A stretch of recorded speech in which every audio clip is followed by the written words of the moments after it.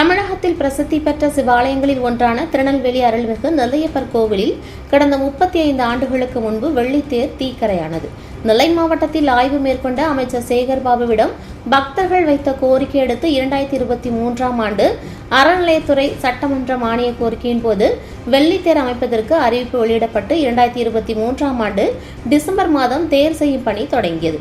இதனையடுத்து 18 அடி உயரத்தில் மரத்திலான தேர் செய்யப்பட்டு 429.27 கிலோ வெள்ளித் தகடுகள் மூலம் 3.95 கோடி மதிப்பீட்டில் தேர் செய்யப்பட்டது. அதன் வெள்ளோட்டம் நெல்லையப்பர் கோவில் வளாகத்தில் நடைபெற்றது. இதில் தமிழக சட்டப்பேரவைத் தலைவர் அப்பாவு, இந்து சமய அறநிலையத்துறை அமைச்சர் சேகர்பாபு, ஆட்சியர் சுகுமார் ஆகியோர் கலந்து கொண்டு திருத்தேர் வெள்ளோட்டத்தினை தொடங்கி வைத்தனர்.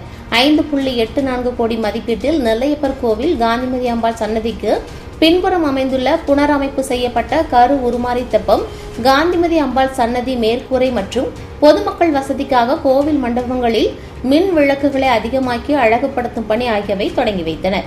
இந்த நிகழ்ச்சியில் முன்னாள் சபாநாயகர் ஆவடையப்பன், பாளையங்கோட்டை சட்டமன்ற உறுப்பினர் அப்துல் வஹாப், நெல்லை கிழக்கு மாவட்ட திமுக பொறுப்பாளர் கிரஹாம்பல், மேயர் ராமகிருஷ்ணன், துணை மேயர் கே ராஜு, மாநகர பொறுப்பாளர் தினேஷ் மற்றும் அதிகாரிகள் பலரும் கலந்து கொண்டனர்.